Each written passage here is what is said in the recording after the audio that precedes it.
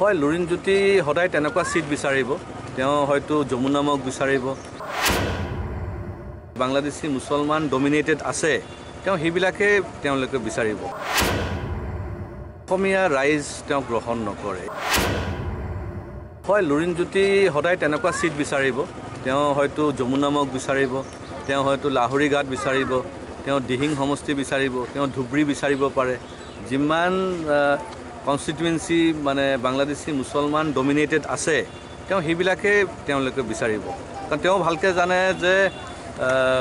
অসমীয়া ৰাইজ তেওঁ গ্ৰহণ নকৰে এইকাৰণে তেওঁ হয়তো দুলিয়াজানে হওক বা আপাৰ আসামত যিকোনো এটা সিটৰ পৰা তেওঁ পৰাজিত হ'ব বুলি ইতিমধ্যে হয়তো তেওঁৰ মনত স্থাপিত হৈ গৈছে এইকাৰণে তেওঁ ভাবিছে যে হয়তো যমুনামুখৰ হয়তো